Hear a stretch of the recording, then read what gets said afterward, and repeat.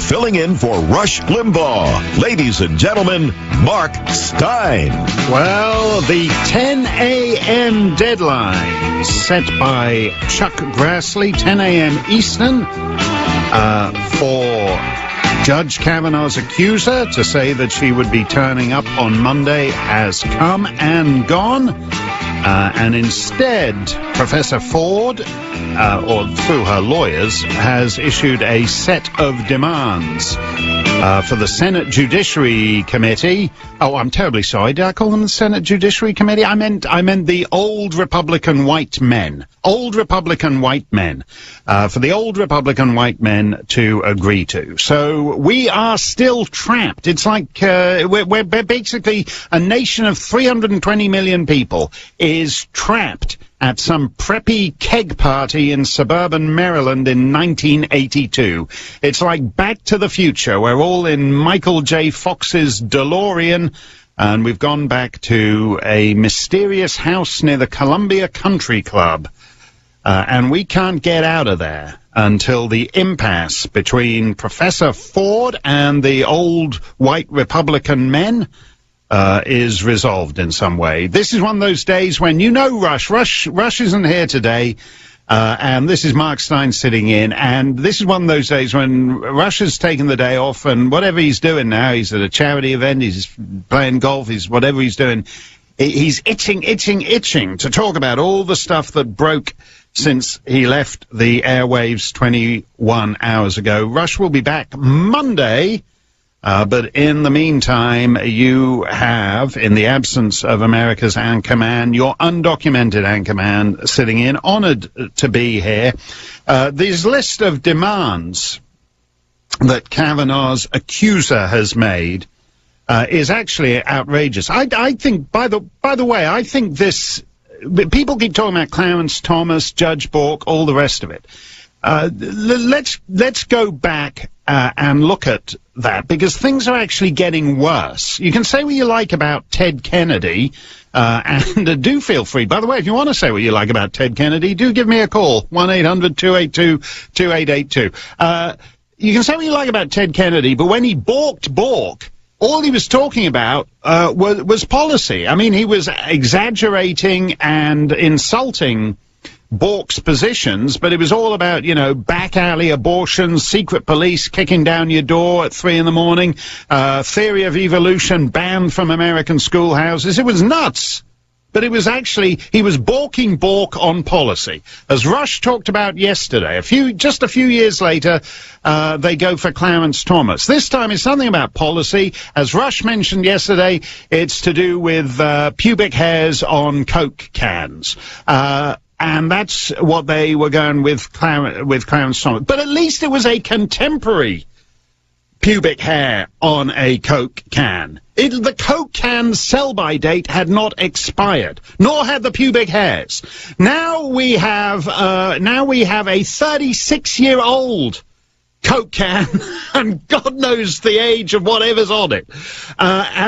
So this is getting more absurd. Even if she had agreed to appear, by the way, this accuser, I think it would have degraded the United States Senate to actually be listening to somebody going back to when she claims to be 15 years old. She's not sure what year it took place, because I don't know what that means either. Does that mean she doesn't know what year she was 15 in? She's not sure when it took place, where it took place. But we would be dignifying this as some kind of quasi-judicial investigation. And instead, she's now demanding a whole lot of other things. So that as degrading as that would be if she just turned up and told her story, what she's demanding now is even worse. She said she wants no questions from lawyers, because the advantage to this is that it's the old white Republican men who get to question the witness. That's her theory. So she wants to be there with Chuck Grassley and these other old white Republican men, Orrin Hatch and the rest of the gang, questioning her about a sexual encounter when she was 15 years old. Because any 15-year-old girl listening to this will understand that when you go to some party with some frat boy types, and it all goes south, you really want to be able to tell your story to Chuck Grassley and Orrin Hatch. That's what every 15-year-old girl wants. So she's now saying we can't have any lawyers in the room because the Republicans will put up a female lawyer. Then she says that Kavanaugh must testify first. Sorry, that's an absolute deal breaker. And what gets me about this is that far too many legislators in not only in Congress but in American legislatures and American political life in general are lawyers or ex-lawyers. But not only that, the ones who aren't lawyers have lawyers on their staffs.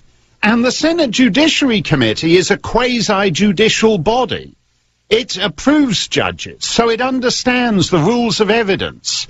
It understands the statute of limitations. And we have Democrat senators now demanding that Christine Ford gets to go second, and that the accused must go first. That's the absolute inversion of judicial principles going back 1,000 years, more than 1,000 years.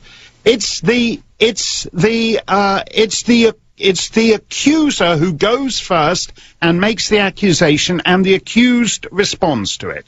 I said, because you have the right to confront your accuser. That's a basic right. It's not just in the Constitution. It's not just, doesn't go back to English law. It goes back to Roman law. Acts 25, chapter 25, verse 16. It is not the manner of the Romans to deliver any man to die. Before that, he which is accused have the accusers face to face, and have license to answer for himself concerning the crime laid against him. That's the King James Version, if you're wondering. That's the one I like. I don't like all these new revised weedy versions where you get the butch language toned down a bit. But that goes back to Roman law. You have the right to confront your accuser. A woman has accused Judge Kavanaugh of a criminal act, and is demanding that before she says anything, he has to respond to her. He has to go and testify without knowing what her accusation is, what the details are. She's basically saying, no, you go first. As Professor Jonathan Turley, he's nobody's idea of a right-wing maniac, but Professor Jonathan Turley said, you swing first and then we'll throw the pitch, right? That's what she's asking. You swing for, I have no idea what that means. It's an American sport, but it made sense to Jonathan Turley. I'm trying to assimilate here. But we will get to that. We will break. It's absolutely disgraceful what is going on here. There's a reason why most jurisdictions have statutes of limitations, not just because it's not because justice has a sell-by date, but because the accurate determination of justice has a sell-by date. So, for example, there is no crime scene here. There is no forensic evidence here. There are no fingerprints to dust for here. And in that sense, there is very little to investigate. But as it happens, the state of Maryland doesn't have a statute of limitations on this particular crime that this woman is alleging. So if she wants to go to a police station in Maryland, they will take it seriously. I don't know what she wants them to do. I don't know whether she wants the Bethesda police to go door to door, knocking on random doors, knocking on every door and saying, did you guys hold a party here in 1982? No, actually, we only bought the house in 1998.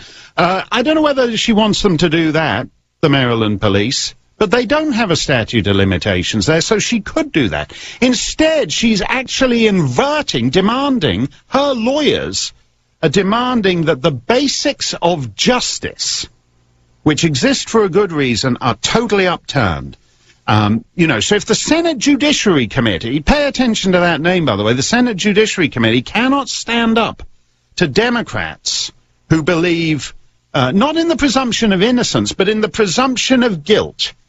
That's what Richard Blumenthal, Kirsten Gillibrand, this guy, Sheldon Whitehouse, they believe not in the presumption of innocence, but the presumption of guilt. So they've inverted the core legal principle and upturned it into you're presumed guilty until proven innocent, and we have no intention of letting you be proved innocent.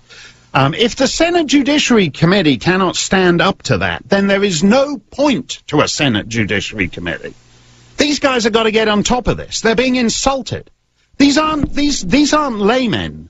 These people. This isn't some guy you're sitting next to in Dunkin' Donuts sounding off. These are expensive lawyers. She's got expensive lawyers.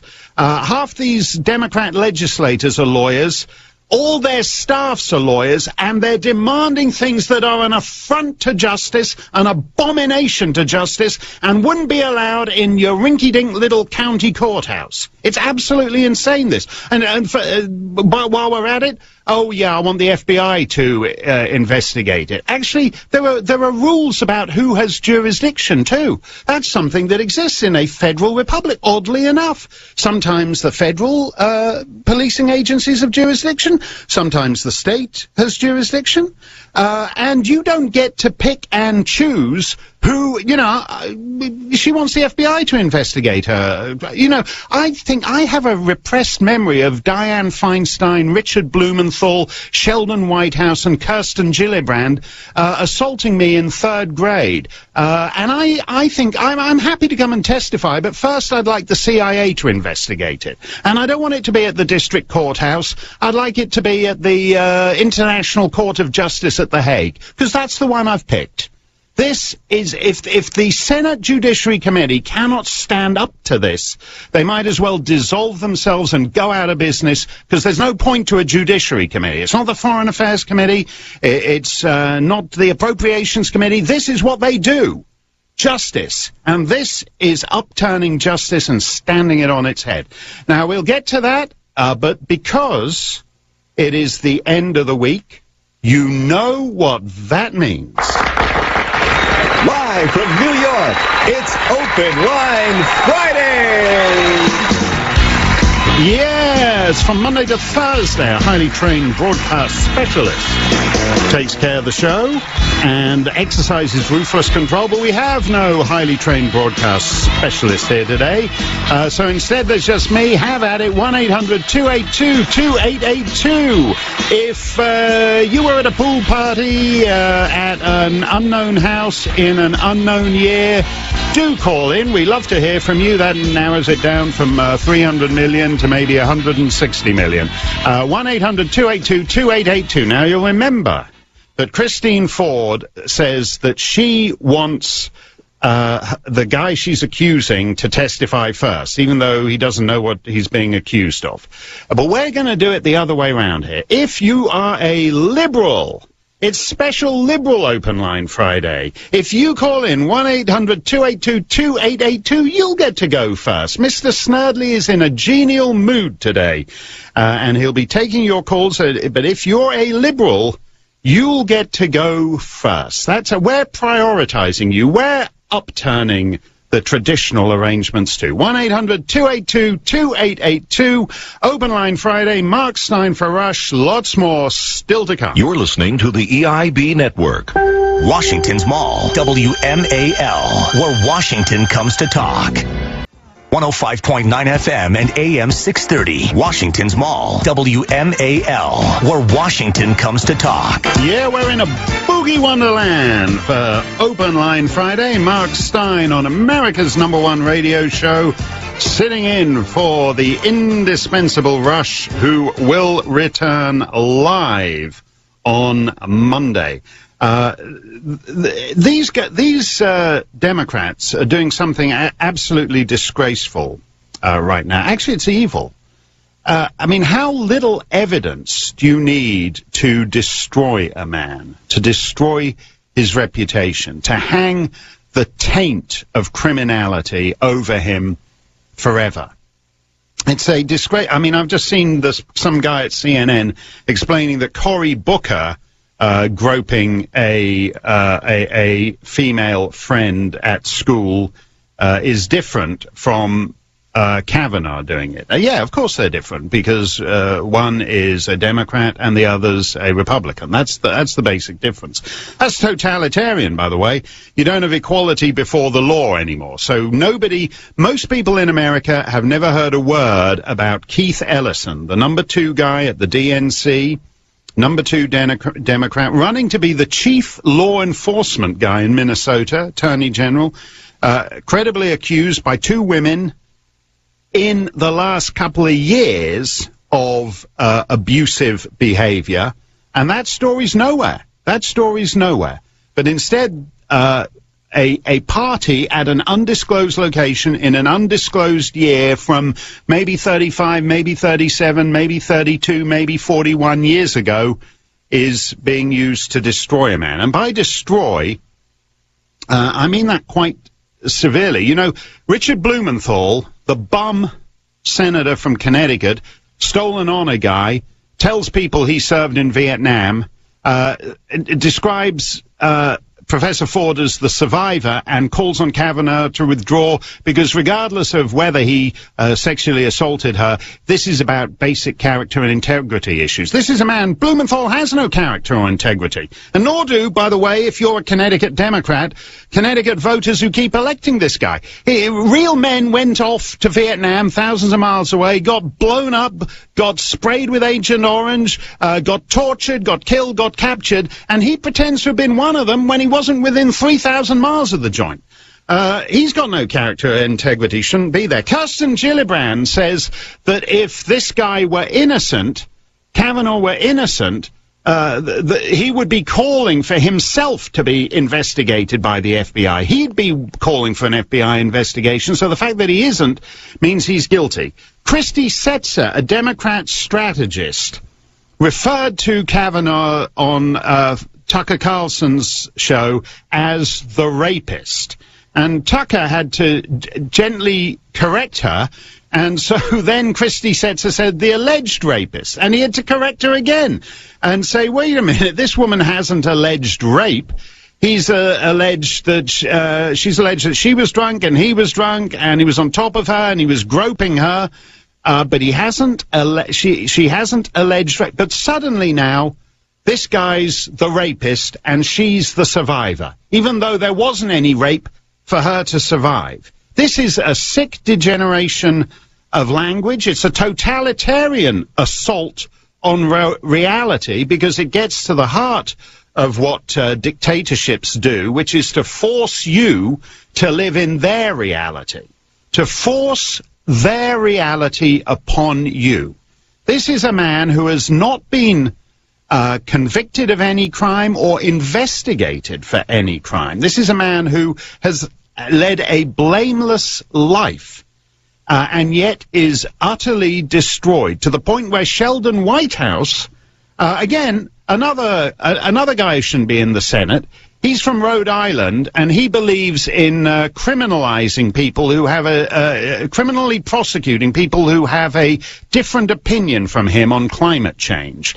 So he wants to make your opinion on environmental science criminally prosecutable. There's another guy who shouldn't be in the unfit to be a United States senator, and he says when Democrats take the Senate, if this guy is on the Supreme Court, they're going to impeach him and take him out that way, or at any rate paralyze him. This is what these Democrat senators are doing is actually evil, because they know due process.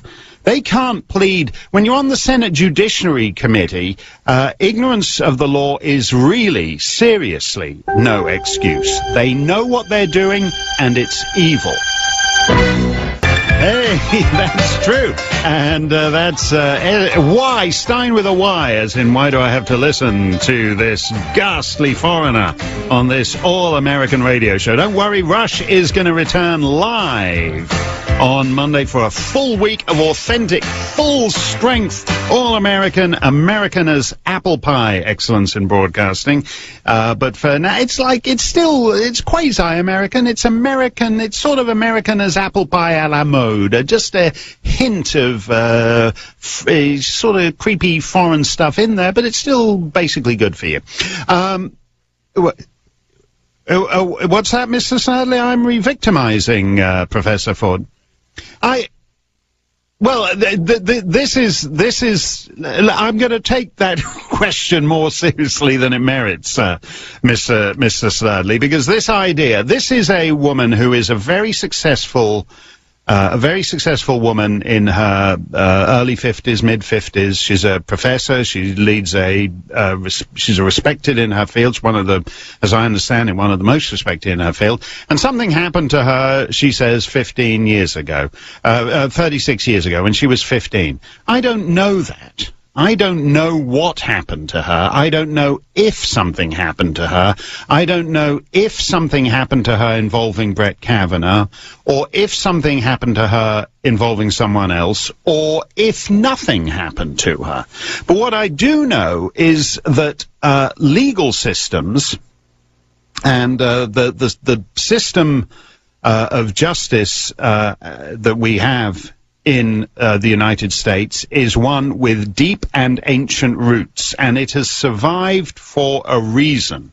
We do not prosecute people because of their identity. We don't say that this person has to be believed because she's a woman, and this person has not to be believed because he's a man. Whatever that is, it is injustice. Because we all, in that case, it's easy. As I said, Richard Blumenthal beat me up in 3rd grade. Yeah, I left the school and I was just walking home and I was behind the basketball court and he had his baseball bat and he beat me to a pulp. There's a reason why you can't prosecute that 40 years later. What I find, if they get away with this, let's forget about Kavanaugh for a moment. It's a tragedy for him. It's a tragedy for his wife and his kids, what's going on. But let's forget about him. Let's say I don't care about Brett Kavanaugh. I don't care about Brett Kavanaugh, but I care about the American Republic. Because if you do, if they get away with this, there will be no end to it. People keep talking, when they compare it with false accusations, for example, they often go to the Duke lacrosse thing, where those guys were deemed to be guilty from the beginning. And in fact, the woman who accused the Duke lacrosse team, I think her name was Crystal, they protested their innocence. They were innocent. The case fell apart. The DA was disbarred, I believe. And the accuser, Crystal, was eventually found guilty of murdering her boyfriend. That's where hysteria leads you. You know, if everybody in the media hadn't done all this believe the woman thing, oh, look, white party boys and blameless woman, if they hadn't done all that, this case would never have, if instead of just striking attitudes on the basis of identity politics. Years ago, Tom Wolfe, the great Tom Wolfe, the author of Bonfire of the Vanities, we were sitting in a little bar, and he happened to mention me. We were talking about another novel of his, I Am Charlotte Simmons, which he'd gone to various American colleges, and he'd sat in the back of the class, and his view of political correctness was that everybody just pretends, all the kids just pretend to go along with it, but they don't really, and they forget it as soon as they leave university. And I said, that doesn't sound likely to me. One day, all this rubbish from college campuses that we're very familiar with will bust free and out into the rest of the world. And so for me, the relevant case for this is this thing from a couple of years ago. Columbia University, a student called Emma Sulkowicz claimed that Paul Nungesser, another student, had violently raped her. The university investigated, and they found no wrongdoing. She went to the New York police, and they said there's no case to answer, and declined to prosecute. He denied the allegations. So in order to prove that she was right, she started carrying a mattress around campus until Paul Nungesser was kicked off or put behind bars, because she insisted he was a rapist. So she became, it was a sort of performance art thing. She was walking around Columbia University campus with this mattress. Who praised her?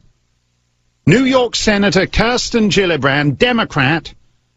The woman who says Brett Kavanaugh is guilty also thought Paul Nungesser was guilty. Well, eventually Paul Nungesser, who was a German student, he's from Germany. President Trump, a couple of months back, said, why don't we get any immigrants from Norway and countries like that? Why do we only get immigrants from what he called bleep hole countries? Well, one of the reasons you don't get immigrants from Norway and Germany and the Netherlands is because of what happened to this poor guy. Paul Nungesser, a German student, comes to Columbia University. He's accused of rape. The university says, no, you're not a rapist. The police say, no, you're not a rapist. It doesn't matter. She's walking around with a mattress saying he is a rapist. Democrat senators like Kirsten Gillibrand are saying, oh, yeah, he's a rapist. Yeah, I support Mattress Girl. President Obama, State of the Union address, Mattress Girl, Emma Sulkowicz, was invited to the State of the Union as a guest of the Democrats. Because she'd falsely accused a man of rape. Now, eventually he got sick of this, and he quite rightly sued the university, and the university settled with him, so you can guess for yourselves what they had to pay out for that. And they issued an apology.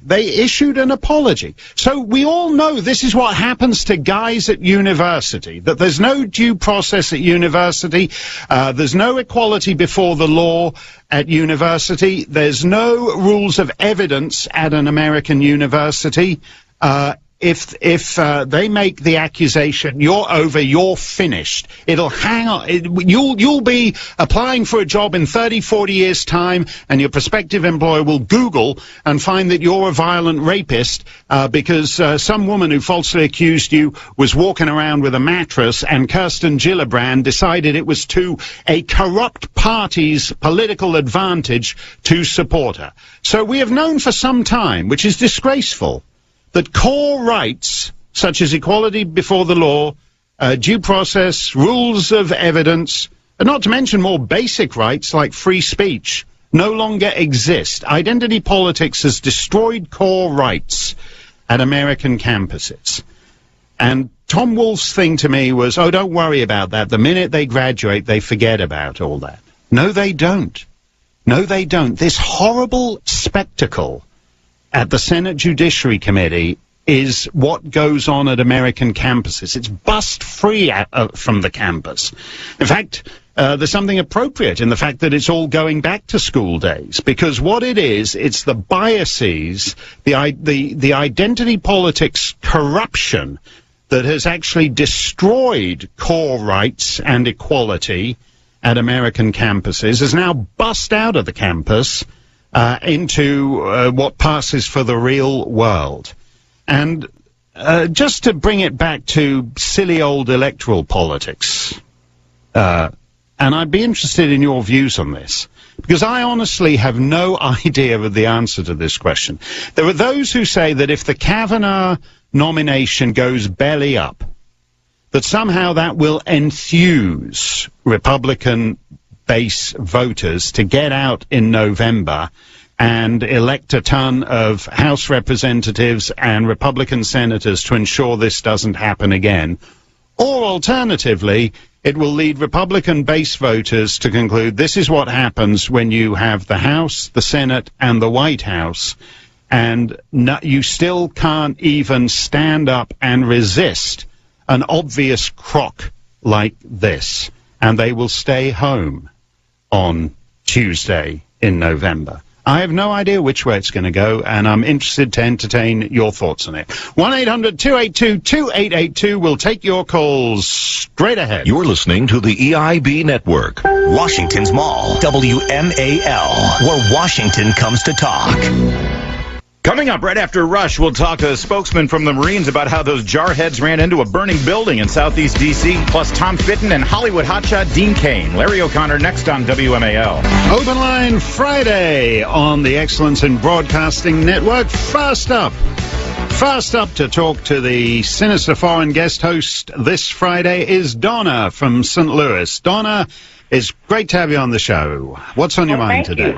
Thank you, Mark. I'm just afraid that all men, whether they're Democrats or Republicans, are in jeopardy from ever being elected to any office if the Me Too win this situation.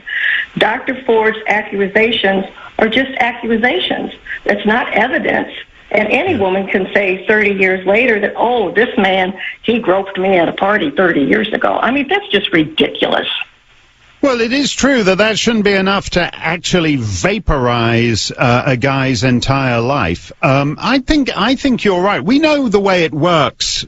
The Democrats don't actually want any men. So if you're like an old guy in the Democrat Party, like the fella who was taken out by the putative Congresswoman Ocasio-Cortez, and the guy in Massachusetts who also just lost to some social justice warrior.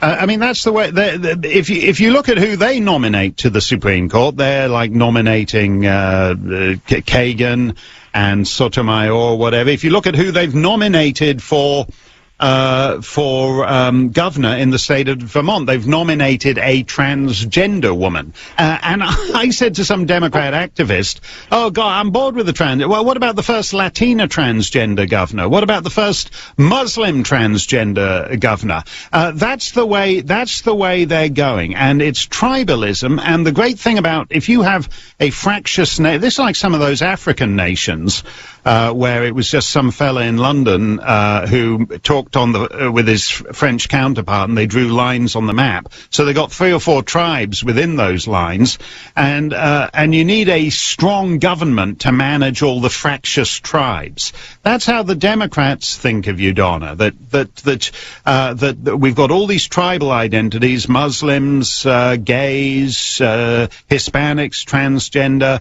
We get rid of all the men. And then we'll be the people left to manage all the tribes in the approved tribes in the country, Donna. Well, I'm a woman, and I don't agree with them. Okay. Well, you know what? If you're a woman and you don't vote Democrat, then you can't be a real woman. That's the other thing they're saying. There's only one way to be a woman. There's only one way to be black. There's only one way to be gay. There's only one way to be Hispanic. And if you're not, then you're not a real gay, Hispanic, transgender, whatever. That's how they think about it. Steve in Middleton, Colorado, you're next up on Open Line Friday. What's on your mind? Hi, Mark. Pleasure to talk to you, and thanks for taking the call. My pleasure. I wanted to just jump on the comment you made about the latest request from the attorney to move this to Thursday and have Kavanaugh speak first to defend himself, and then no attorneys to be present in the room to question the accuser. And, you know, in a nutshell, I think the best way to describe that is the attorney does not want Kavanaugh to have a defense at all. Right. Because by those two requests, it's basically what she's asking. And if you take this a little further, to me, I think that being an attorney, you're held to a higher standard. Of course, there's all types of attorneys, you know, as far as ethics goes and their tactics. But that's true. When you pass the bar, I believe, and I'm not an attorney, and I've never taken, you know, the test or anything. But from my perspective, is when you take the bar, you agree to hold yourself above the normal public in terms of you know, trying to be straight. You know, to lead a straight and narrow life, whatever, and be stay above criminalities and things like that. But this attorney is putting out there that she does not want a Supreme Court nominee possibility, that may be on the court. She does not want this man to have a defense. And to me, an attorney, if you're involved in something at this level, you would want a defense for that person, and you would want both sides to be heard equally, and you'd want the truth to come out. So to me, I question this attorney, whether she should even be an attorney after this. Well, I wouldn't disagree with you there, Steve, because basically what she's saying is, I have a client, the client reserves the right to choose her investigating agency, and we're willing to go to court as long as the basic court rules are torn up and we get to institute a new set of rules. Now, this attorney of hers, this Deborah Katz, is an, quote, officer of the court, unquote, and although you have some basic fine differences between, New Hampshire Superior Court and the U.S. Federal Court of Appeals or whatever, basically the core principles undergirding that behavior is the same. She knows, this woman knows, Deborah Katz knows that what she's asking for cannot be. And as Steve said, Steve's point is that Kavanaugh is left defenseless. You have the right, as I said, it goes back to Roman times, to confront your accuser. And if you're the accuser, you have the burden of proof. You go first, and you lay your charge. And then the man you've charged responds to your charge. And by denying him that, this basically is a kangaroo court. It's basically a rigged tribunal we would not accept if an American citizen was on trial in North Korea or Saddam Hussein's Iraq or anywhere else. We would not accept what was being done to him. This is disgraceful, and it is time for the Senate Judiciary Committee to put a stop to basically the hijacking of this procedure by the Democrats. Mark Stein for Rush, lots more to come. You're listening to the EIB Network. Washington's Mall, WMAL, where Washington comes to talk. The Kavanaugh craziness continues. Mornings on the Mall, Monday morning, 5 to 9 on WMAL. Mark Stein in for Rush. A momentous day as the standoff between one California professor and the Senate Judiciary Committee continues. Mark Stein in for Rush on Open Line Friday. Don't forget, Mr. Snerdley's promise to you, if you are a liberal, if you are a hardcore leftist, if you are a Bernie bro, if you call 1-800-282-2882, you will get to go to the head of the line. You're riding at the front of the bus today because we want to take your calls. If you're in favor of seeing Kavanaugh go down, if you support what Kirsten Gillibrand is doing, if you support what Blumenthal and White House are doing, then call us now. You'll go first. Now, Rush Limbaugh at AM 630. And now, filling in for Rush Limbaugh, ladies and gentlemen, Mark Stein. Yes, America's Anchorman is away, and this is your EIB Anchor Baby, direct from the frozen wastes of far northern New England, just a stone's throw south of the Quebec border. But do not worry, we have Mr. Snerdley running a tight ship down in New York City, and he is making sure that even though there is a foreigner behind the golden EIB microphone, that this show is still as all-American as it can be under the circumstances. We've been talking about the latest developments on this Brett Kavanaugh thing. Oh, actually, before we get to anything else, I want to say one other thing. Harry Reid and co., the Democrats change all the rules of the Senate. Everyone talks about the rules of the Senate as if they're some time-honored thing going back to the 12th century.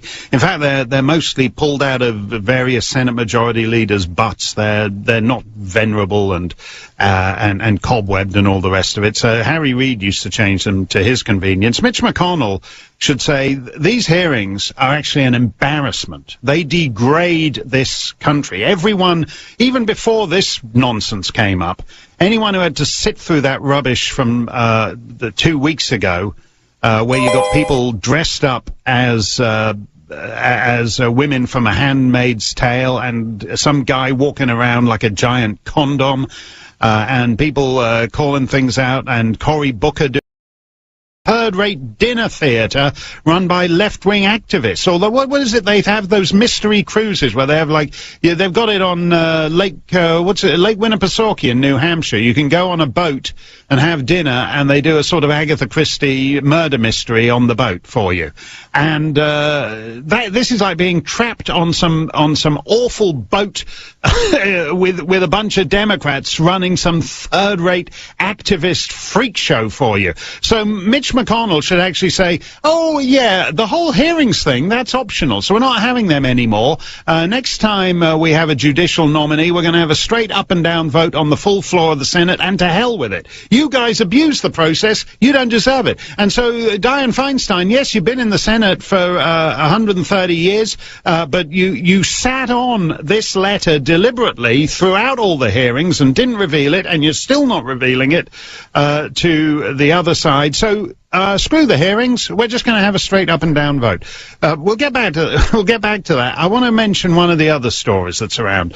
Donald J. Trump, Twitter at Real Donald Trump. That's the official presidential Twitter account. He tweeted. He asked on Monday for he declassified a bunch of stuff, including the FISA warrants for Carter Page. This is all the Russia probe stuff, various texts between Peter Strzok and his paramour, and all this kind of thing. He asked for them to be declassified. Once you've declassified them, so nobody has to go through them and black out the bits you're not meant to read. That just means you've got to go to the photocopier, take a photocopy, and upload the PDF to the internet. So any 7-year-old kid can do it in 3 minutes. And you're probably wondering, he ordered this on Monday. Why hasn't it happened? Well, today he said, I met with the DOJ concerning the declassification of various unredacted documents. They agreed to release them, but stated that so doing may have a perceived negative impact on the Russia probe. Also, key allies called to us not to release. Therefore, the Inspector General has been asked to review these documents on an expedited basis. I believe he will move quickly on this, and hopefully other things which he is looking at. In the end, I can always declassify if it proves necessary. I very much regret this. As I understand it, there is nothing of national security in there. When he says key allies, I believe that may be related to Papadopoulos. The one thing that we may learn from these documents, what we'll learn from the FISA warrant is that there actually is no there, that if you take away the stuff that was fed to this MI6 agent, Christopher Steele, by his Russian contacts, they had no basis for the FISA warrant. There won't be anything in there. But what we learn from the texts, apparently there is something in there that basically assists the case this guy Papadopoulos. Now, as Rush was talking about, he's the mark, and they lure him to exotic foreign capitals, and they ply him with booze, and they make him feel like a big shot. Rush was talking about this, and Rush's characterization of it is right, and has since been confirmed.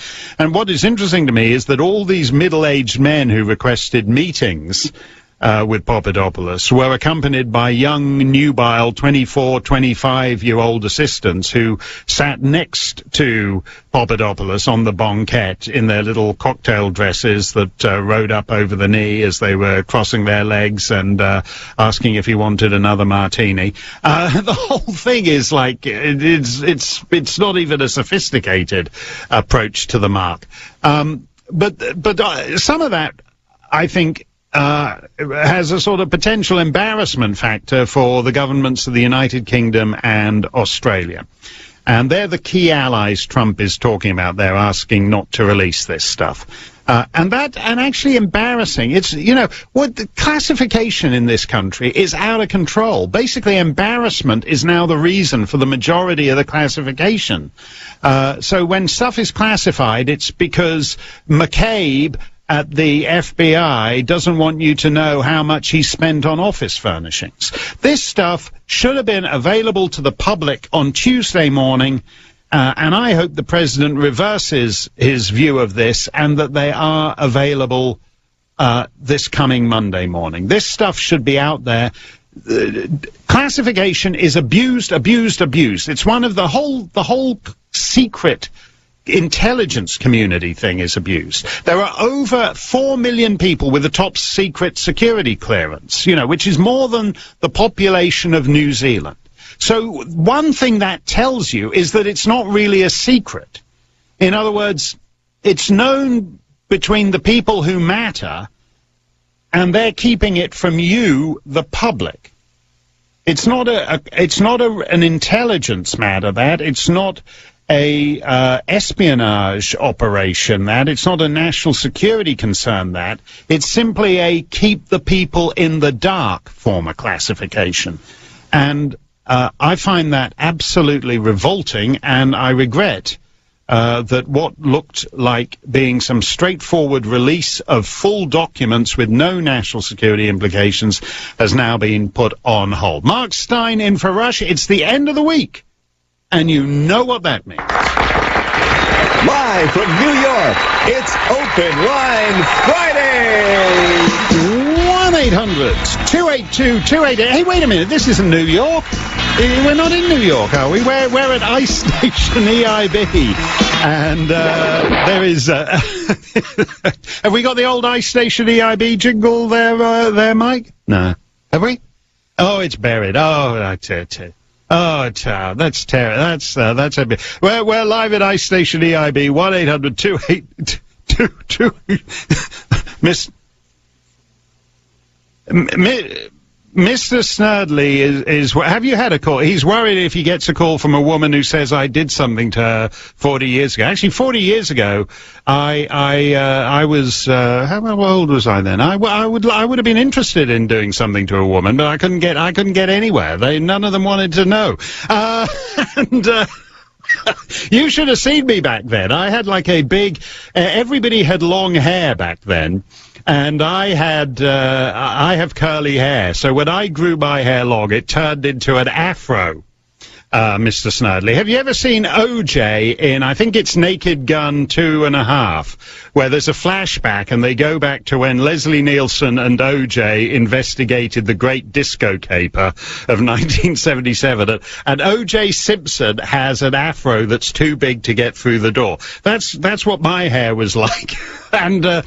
And so when I wanted to, as Mr. Snerdley puts it charmingly, do something to a woman, I used to wash my hair, and then I used to uncurl my hair and comb it down over my ears, so I looked like a guitarist in Black Sabbath or Deep Purple or whatever it was.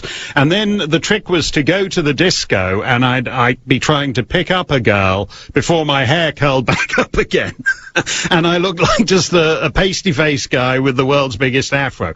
Anyway, I'm getting a little off topic here. If you do have, but Mr. Snerdley makes a good point now. You'll be able to take out a guy. If this is the new standard, everybody is guilty.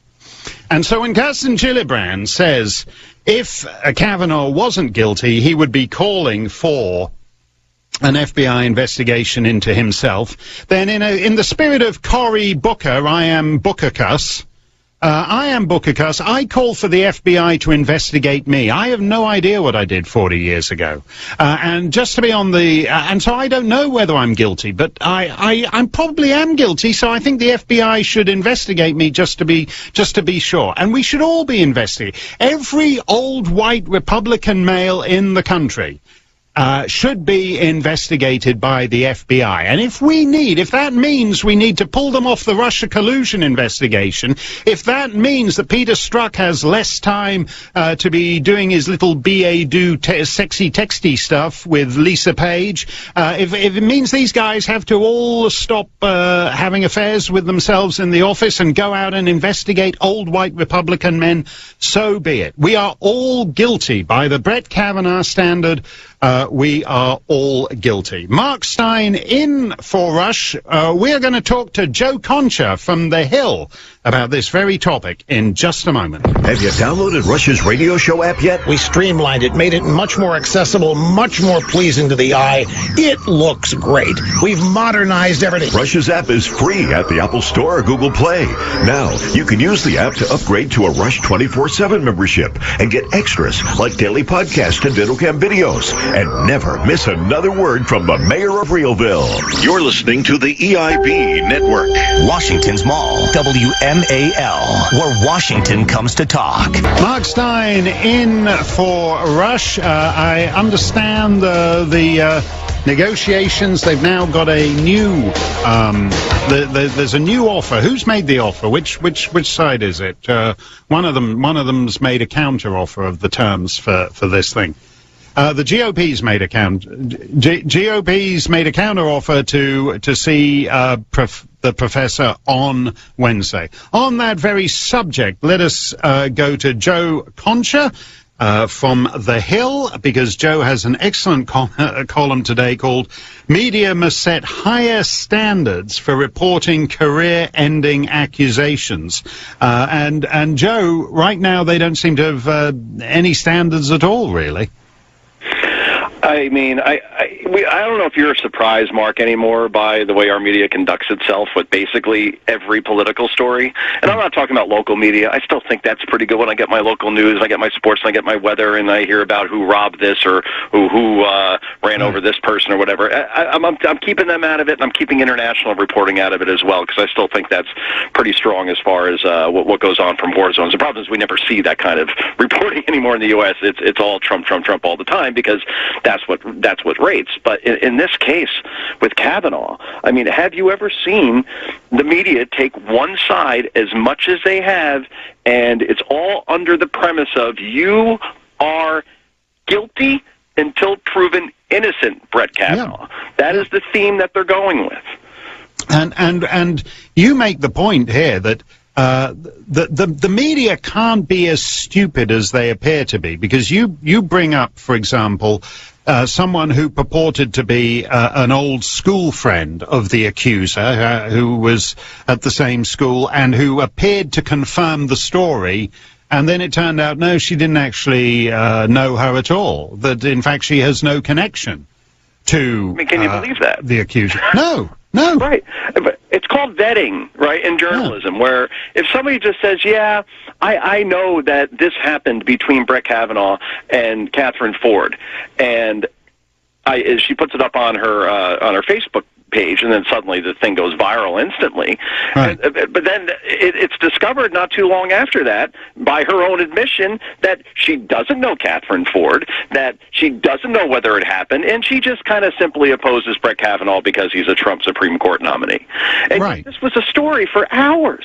And the problem is, a lie can go a billion times around the world through social media before the truth ever gets its pants on. So even when they finally correct, in some subsequent tweet or a clarification, the lie is already out there. And that's the whole problem. So that was one example that I found. I couldn't believe that even got to air in the first place. Well, what is the issue here? Because as I said, I can't believe that these reporters are that stupid. So therefore, in a sense, there's a lack of good faith in how they're covering the story, isn't there? You're exactly right about that. When I hear from other reporters that say, well, we're human, we make mistakes, so, mistakes are going to happen once in a while. Yeah, of course they are. That's fine, but these aren't dumb people like you talk about. These are shrewd people. They're calculating. Again, I don't want to use a broad brush. This isn't all media members, and this isn't all of one network. There's still some good people out there. But the problem is that it is so intentional and it's so transparent what is going on here, right? I mean, for instance, Jim Sciutto, right, who worked in the Obama State Department. He's a smart guy, and he worked for ABC before that. Now he's an anchor at CNN. He actually had a story yesterday, or a tweet yesterday, where he said that Chuck Grassley, who runs the Senate Judiciary Committee, he's the chairman, had only offered Catherine Ford the option to testify in Washington in front of the Senate with all the cameras rolling. And it was blatantly untrue, because Grassley's office even had to respond to the tweet, saying, no, we offered her the ability to testify in private in Washington, or we'll even go out to California and talk to her at her home or wherever. And Shudo had to have known this. So Grassley's office responds, you know how long it took Shudo to then send out a correction tweet to say, oh, yeah, there are other options? 20 hours. Right, In a social media age, that should take 20 minutes, Mark. No. And people, the first tweet got retweeted 7,600 times, and then Shudo's correction tweet, something like 90. So again, the lie got out there, and when the correction came, no one cared anymore because the lie was too juicy if you're anti-Trump. Yeah, and it's a bit like a lot of this stuff is like Chinese whispers, if you can still use that expression, because you quote a guy in here saying that basically damning Brett Kavanaugh because his fraternity at Yale, he posted a picture of Kavanaugh's fraternity at Yale waving a flag woven from women's underwear.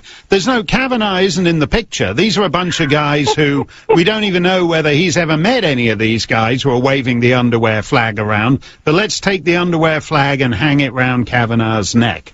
I mean, that's not even guilt by association. That's guilt by association with somebody's novelty flag made from ladies' underwear. I mean, I don't even get that. And the best part is that the Insider Reporter, this is the Washington bureau chief for the Washington Post. Okay, this is a very big deal. Right. And he tweets that out, and so then when people start calling him on it, like, wait a minute, Kavanaugh's not even in the picture. Yeah. What's your point? He says, oh, well, if I wasn't clear in my first tweet, I was trying to say that this was reflective of the culture of the fraternity that Brett Kavanaugh belonged to. I don't know, Mark, if you've ever seen Animal House. No, I know. Nerds. Yeah, no. I was in a fraternity. Right. I'm telling you, that's very benign compared to some other rituals that go on at frat houses across the country. So to say it's reflective of the culture of Kavanaugh's fraternity, and that's somehow a story? Come on. And if this were a Democrat, if this were Merrick Garland, Mark, could you see any of this stuff happening? Of course not. No. You're absolutely right. It's reflective of the culture. Yeah, try taking that to a county courthouse and getting it in under the rules of evidence. It's a great piece, Joe, and our listeners can read it in The Hill. Media must set higher standards when it comes to reporting these career-ending accusations. Thanks a lot, Joe Concha. It's Open Line Friday on the Rush Limbaugh Show. 1-800-282-2882. You don't have to talk about Kavanaugh. We can talk about anything that is on your mind. Any subject you want to talk about, it's yours. Call us right now. You can keep up with Mark Steyn at www.steyonline.com or on Twitter at Mark Steyn Online. Hey, don't forget, though, if you want to keep up with Rush, you can go to rushlimbaugh.com, become a Rush 24/7 subscriber, and he never takes a day off. It's exactly what it says. You get Rush 24 hours a day, 7 days a week, 365 days a year, and you need never again be discombobulated by a sinister foreign guest host. Just go to rushlimbaugh.com. The GOP are now the Senate Judiciary Committee actually are now negotiating with Professor Ford. They wanted her Monday. She says, I'm willing to consider Thursday. They're saying, well, how does Wednesday work for you? This is ridiculous. Try it next time you're hauled into your local county courthouse with Judge What's-his name, saying, well, I'm only going to come into court if the person I've accused speaks first. And I don't want to be cross-examined by any of those unpleasant lawyer types. I'd like you just to have someone who isn't a professionally trained legal person questioning me. You can't negotiate with people who are not doing it in good faith. Listen, I shouldn't have to explain this. I'm just some foreign bozo who got off the boat a couple of weeks ago. But it seems pretty obvious to me that that Dianne Feinstein did dirty business here. She and Chuck Grassley have sat on this stupid committee together, side by side, for the last however many decades, right? And they have all these hearings, and she's the ranking member, which is because you don't have titles of nobility in your constitution, people grow very attached to these silly little things like ranking member. It means you're a big shot. If you had titles of nobility, we could make Dianne Feinstein a duchess or a countess, and we'd never have to hear from her again. That'd be it. She'd be a marchioness. Or a Margravina, that's one, Central Europe. If you know your Margravinas, it's always very nice to have a Margravine in the joint. No, Margravine, no. A Margravine is the wife of a Margrave, Mr. Snerdley. Honestly, he thinks it's a drink. I don't know. You've been listening to too many Jimmy Buffett albums, wasting away again in Margravinaville. It doesn't work like that. But anyway, so like Dianne Feinstein's been on this. She's been sitting next to Chuck Grass. They know each other as well as any two human beings on the planet, and she still screws him over. She has this letter, they have the hearings. The hearings are where you decide, supposedly, whether someone is a nominee. She has this letter, and she saves it not for the hearings, but for after the hearings. So she screwed him over. She said, hey, Chuck, I've known you for 30 years. It's nothing personal. It's just business. But I'm slipping the shift to you, baby. Sorry. That's just the way it is. You can't negotiate with people who are not doing it in good faith. There's no good faith here. And whatever you think of Professor Ford, if she'd wanted to do this in good faith, she would have sent a letter both to Chuck Grassley and to Dianne Feinstein. But she didn't do that. And then Dianne Feinstein compounds it by not bringing the letter to Grassley's attention or anybody else's attention for 2 months. And then Feinstein further screws over Grassley by saying, no, I'm not going to let you see this letter. Why is that, by the way? Why is that? Why can't this letter be seen by the chairman of the Senate Judiciary Committee, who's supposed to drop everything for this accuser, who's supposed to delay votes for this accuser? He cannot even see. This is the only statement that she has made about the matter. Everything else is just, reporting on it. It's hearsay. It's not admissible. This is the only direct evidence. You can't negotiate with people who are not doing it in good faith. And so the GOP should not be entering into negotiations with Feinstein. The Senate Judiciary Committee should not be trading offers with someone who is urinating all over the basic precepts of justice. I happen to be I don't know a lot of stuff that I talk about when I talk about North Korea, talk about Afghanistan, talk about tax policy, trade policy. I'm basically winging it. But I do know something about law and courtrooms and court procedure, because I'm always being sued, just by one guy, actually. That's a whole other issue. But so one thing I do know about is court processes, and here's the most basic one. There are various reasons that the FBI and police departments all over the country have for not investigating a case, and one of the most basic is if the complainant is not serious about the case. So, for example, if you call up your local Dead Moose Junction one-man police constable and you say, I was sexually assaulted at a party, he'll say, okay, well, can you come down to the police station and I'll take down a statement? Oh, no, I'd rather not do that. I'd much rather you conducted the investigation first and then maybe I'll come in.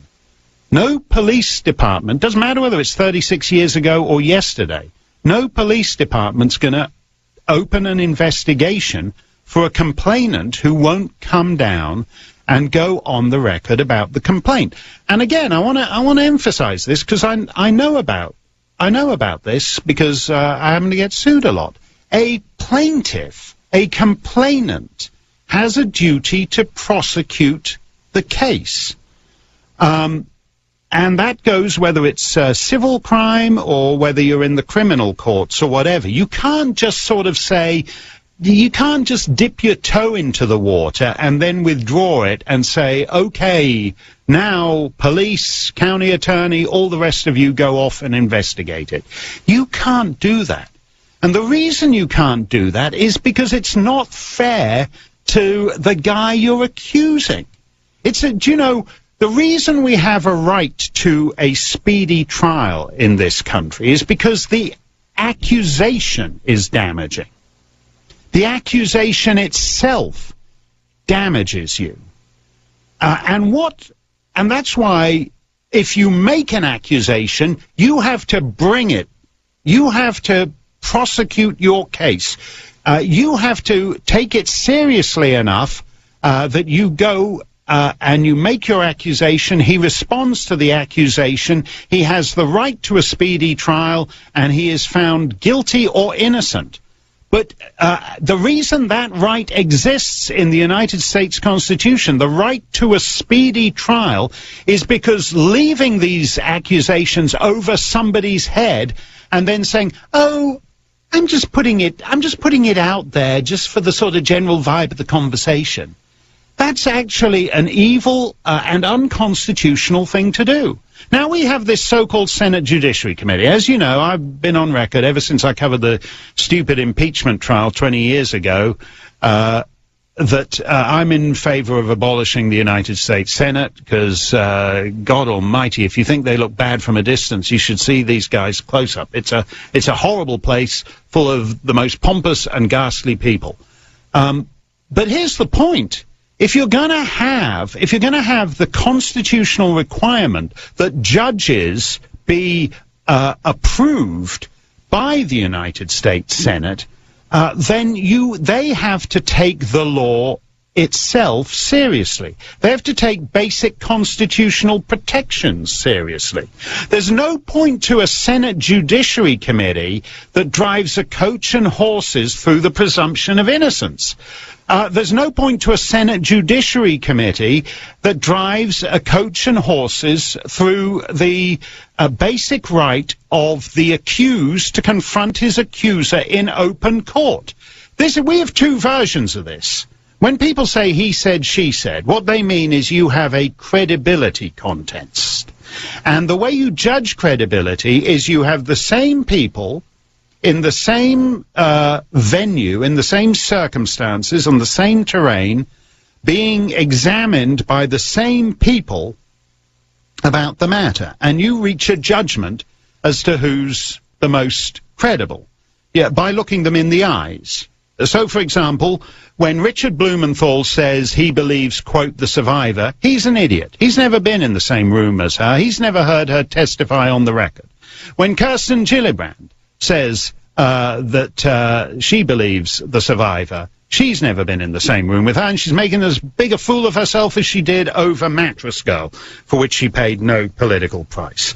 The right to confront your accuser is as basic as anything. In fact, one of the few, I don't even like the Supreme Court while we're going on with things that, I don't think the Supreme Court should decide whether gay marriage or Obamacare should be permitted or not. I think things like that are public policy that are the proper province of legislatures.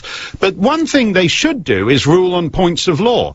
And 2004, in Crawford versus Washington, the Supreme Court actually strengthened the right to confront your accuser in open court. This was where some guy was tried for assault and attempted murder, and the state sought to introduce a recorded statement that the guy's wife had made during police interrogation as evidence that the stabbing was not actually in self-defense. And the wife didn't testify at trial because of the marital privilege that a wife can't testify about her husband. So instead, they were going to put the statement that she'd given to police. They admitted that in itself as evidence, the statement. And the Supreme Court rightly struck that down. They said, no, simply because you think this evidence is reliable, you still can't not put up the accuser in open court. If you think that is evidence, the person who testifies to it has to be there. And that's nothing to do with America. It's nothing to do with Magna Carta. It goes back thousands of years. The basic right of someone who is accused of a crime to respond to that accusation, to have that accusation made to him in open court, and to be able to respond to it in open court. This is a travesty. This is actually, as I said in the first hour, this is evil what's going on. And to see Chuck Grassley and co. negotiating with someone over this, they're saps, they're rubes. How many times, Chuck Grassley, do you have to get played by Dianne Feinstein? Rush, I know Rush was saying he thought Grassley was handling this well yesterday, but at a certain point, no. You can't allow a 36-year-old memory of a preppy keg party in suburban Maryland to hold up the appointment of a justice to the Supreme Court 36 years later. How many times do the Republicans have to get rolled by Dianne Feinstein? How many times do they have to get played for saps by Sheldon Whitehouse? These people are negotiating in good faith. They don't mean it. Whitehouse stands there and he says, when he says, I mean, what they're actually doing, they know what they're doing here. Because we can all do it. We can all do it. Sheldon Whitehouse sexually assaulted me in 1982. So did Dianne Feinstein. So did Kirsten Gillibrand. They all did. We can all do that, and there's no end to it. And the only difference is that if you do it to a Republican, he goes down. And if you do it to a Democrat, they all form ranks and stand there. And actually, the Democrats, you know, the Democrats don't care. You can do anything to a woman. They trash the woman. They're happy to trash the woman. They're happy to leave the woman at the bottom of a river. They're happy to say, drag a $100 bill through a trailer park, and there's no telling what you'll come up with. They're happy to say, as they're heading for the door after raping you, hot damn, I can do it again, and go back and rape you a second time. And that is how they roll. And if you go along with that, you're being played for a sap, Chuck Grassley. More next. You're listening to the EIB Network. Washington's Mall, WMAL, where Washington comes to talk. Hey, let's go to David in Florence, afflicted North Carolina. David, it's great to have you with us. What's on your mind today?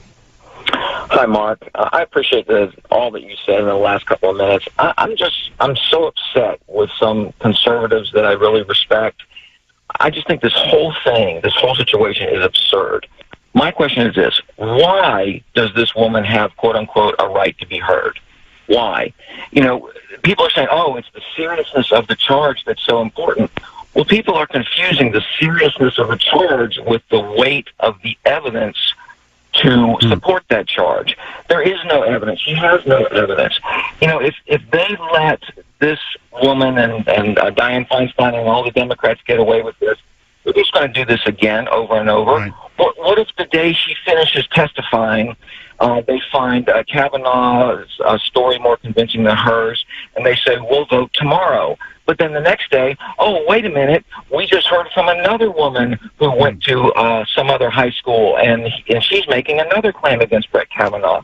I mean, they're just going to do this over and over and over again, and just throwing out the whole idea of presumption of innocence. Is there no possibility of slander? Is there no possibility of frivolous claims anymore? I mean, we just have to believe this woman, and she has a right to be heard because she's made a claim from 35, 36, 37 years ago. I mean, the whole thing is absurd, and the senator should stand up and say, wait a minute, this is ridiculous. There's no evidence. There's no reason for us to give this woman a forum and potentially denigrate and slander a great judge who has a right to be on the Supreme Court. That's very well said, David. And just to be clear on that, you're right. If you accuse the seriousness of the charge you make against someone has to be matched by the weight of evidence you bring to that charge. And frankly, I do think, with whatever sympathy one might have for whatever happened in 1982 or didn't happen, that if you actually cannot recall where you were, how you got there, who was there, when it was, how you got home, the who, what, when, where, why. That's what the media used to ask before they put this stuff in the newspapers. Who, what, when, where, why.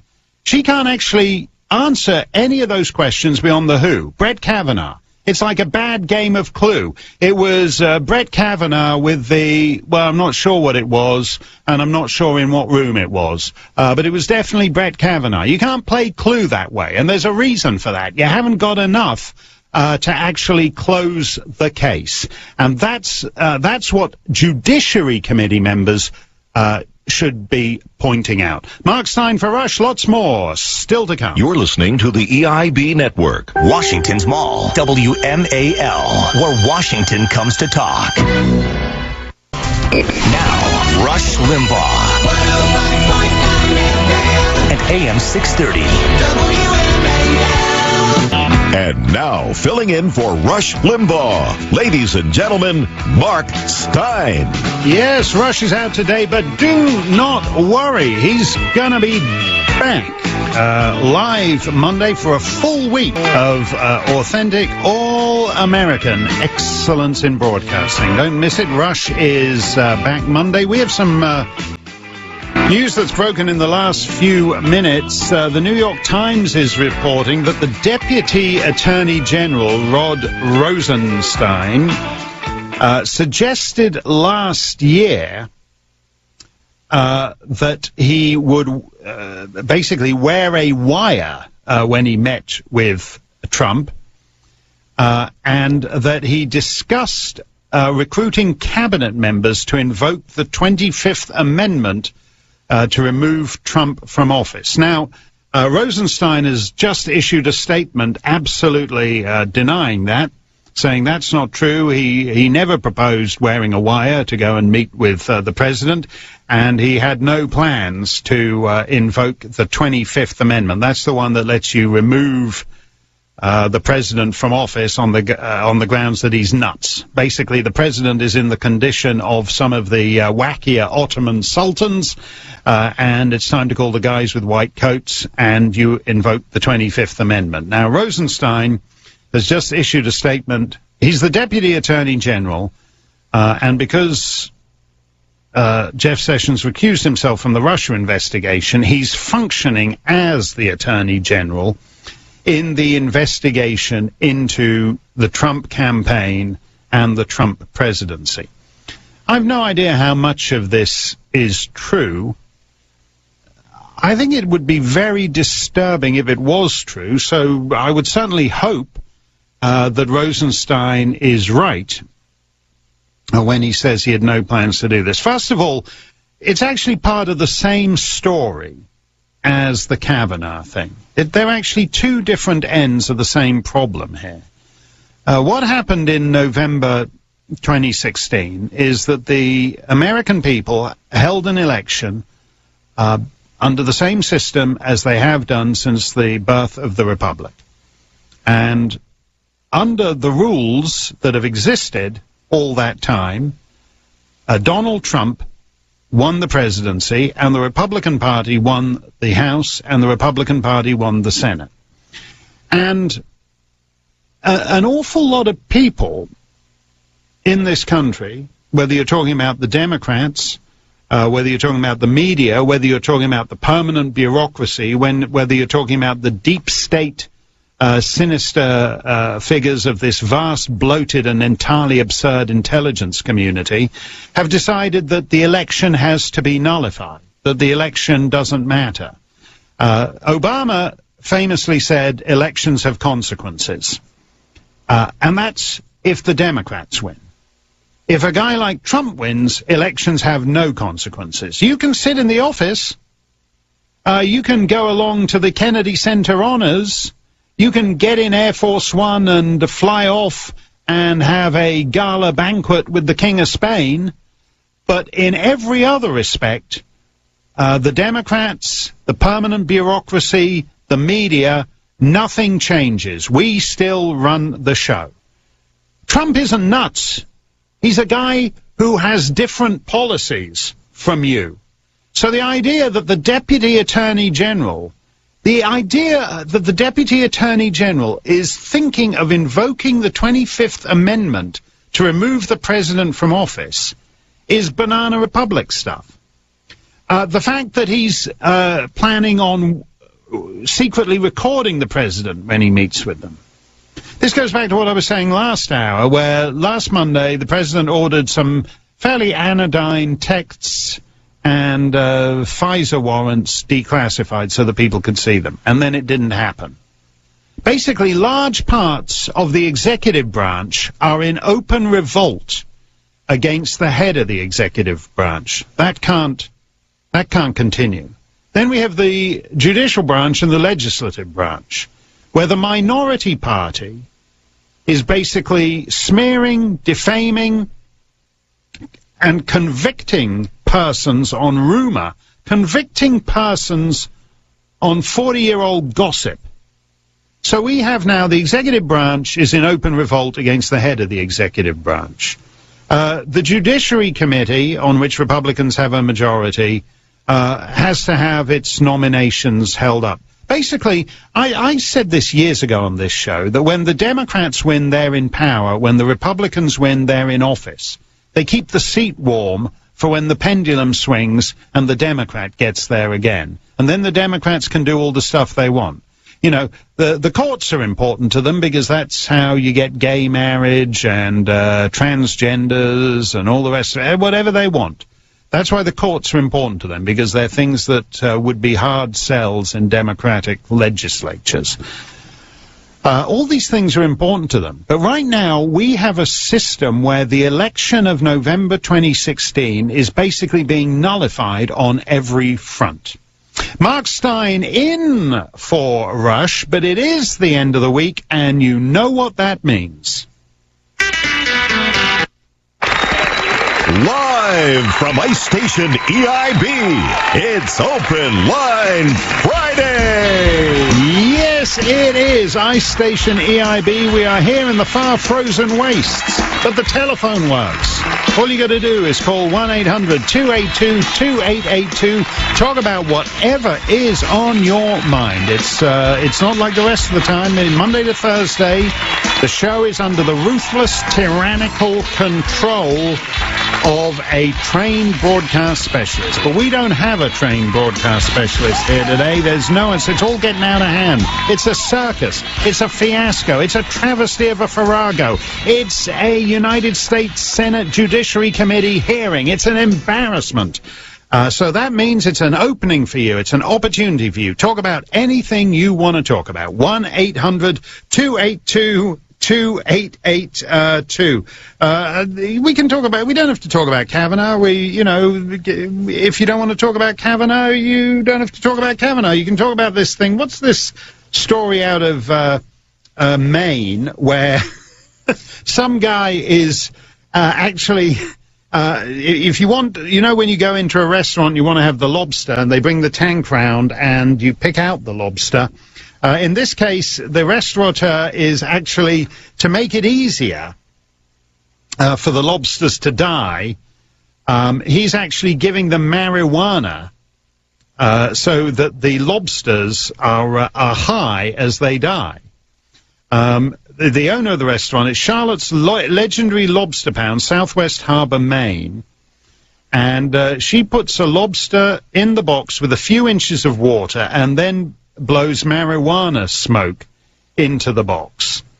And so she's going to use this method so that now when you go in there and order a lobster, the lobster will be high. I don't know whether that means you can actually smoke the lobster. When you get the lobster, can you just stick it in your mouth, light it up? It's like a lobster reefer. It's obviously if anyone's been to the Maine coast has seen the lobster pots, but now you can see the pot lobster. So that's big I don't know whether I'm not sure. I don't know whether you do with that, but at any rate, this is it's unclear. The science is unclear whether being high on pot actually calms a lobster down. So a lobster is not necessarily like a 23-year-old social justice warrior. The pot may have a different impact on the lobster. It's unclear of that. This is one of these nothing stories that strikes me as Iceland is which is like a fast food chain in the United Kingdom, and it's like I don't know, Price Chopper. It's all frozen food, hence the name Iceland, and it's selling ready-made scrambled eggs because British students no longer know how to scramble eggs. You know, we have all this talk about the electromagnetic pulse thing. People have written books about it, made movies. If the Iranians were to release a nuke somewhere in the atmosphere above the Mississippi River, they would knock out everything, and we would be back to the mid-19th century. That's the whole thing. The planes fall from the sky, the cars have all the computers in them, so they don't run. Your bank records are vaporized, so whatever you've been keeping in your savings account for a rainy day no longer exists. That would all be gone, and we would be back. And they keep saying we would be back to the mid-19th century. No, we wouldn't. We'd be back to the mid-19th century with millions and millions of people who can't do anything. It's not like I read when I read Little House on the Prairie to my daughter, and there's one chapter in there. We used to read a chapter a night, and there's one chapter in there where little Laura Ingalls Wilder's dad is shingling the roof, and I'm thinking this is like going to be an exciting episode because he's going to fall off the roof or something, and then the family won't be able to, you know, it'll be a terrible, terrible thing. So I'm expecting something to happen, and instead the chapter just describes her dad getting on the roof and putting the shingles on and shingling on the roof. So it's actually a very useful chapter if you want to know how to shingle a roof. But that's what people were able to do in the 19th century. Now when we have the electromagnetic pulse attack, no one will know how to do anything. In the United Kingdom, young people in the United Kingdom no longer know how to scramble eggs. The scrambling egg gene has been bred out. They can't do it. They can't scramble eggs. Never mind something. Don't bother asking them, you know, for poached eggs. Don't bother asking them for the Eggs Benedict with the hollandaise sauce. They can't even scramble an egg. It's unclear whether they can boil an egg, but we know they can't scramble an egg. These small stories are worrying portents of a dark future. Mark Stein in for Rush, 1-800-282-2882. We'll take your calls straight ahead. Take on the left with a Limbaugh letter. In the next issue, Rush talks Trump with former federal prosecutor Sidney Powell. I asked her point blank, when do you think the Mueller investigation is going to end? Read her unnerving answer, only in the Limbaugh letter. Rush's potent weapon of truth. Available in digital and print editions at rushlimbaugh.com. You're listening to the EIB Network. Washington's Mall, WMAL, where Washington comes to talk. Coming up right after Rush, we'll talk to a spokesman from the Marines about how those jarheads ran into a burning building in southeast D.C., plus Tom Fitton and Hollywood hotshot Dean Cain. Larry O'Connor next on WMAL. We're following this Rod Rosenstein story about him thinking about wearing a wire for his meetings with the president and considering invoking the 25th Amendment to remove him from office. Mark Stein for Rush on America's #1 radio show. You know how it goes if a cabinet minister, cabinet secretary is using a government limousine to go to what's a party meeting or a campaign. There's all kinds of concerns about ethics and all the rest of it. He can lose his job over it. Meanwhile, there are however many people below him in the permanent bureaucracy working for one political party in their office hours. If you saw James O'Keefe's video, Rush was talking about this yesterday, shows a State Department employee talking about how he's basically, during his office hours, working for the Democratic Socialists of America. James O'Keefe is with us today. James, let's get this out of the way up front. People always say, oh, this is untypical, the selective editing, all the rest of it. You actually did this video. You know how these things are put together. What's your response when people criticize you for that? All journalism is selectively edited. Words are arranged into sentences and put on newsprint. But this isn't me relaying anonymous sources like Bob Woodward did in the book Fear from secondhand sources after incidents months after the fact and putting that in quotes. Right. This is actually people speaking, lips moving, dialects. You can see their body language. This is from their own mouths. And we're not conspiring with the people in the government to give you information. We are filming the sources to give you this information, Mark. And I've never printed a retraction, Mark. In fact, after these 4 people videos come out from these agencies, people are now resigning, breaking news. This GAO guy, this government accountability self-described communist auditor who is using his position to advance the Democratic Socialists has resigned from this government accountability office. So the proof is in the results.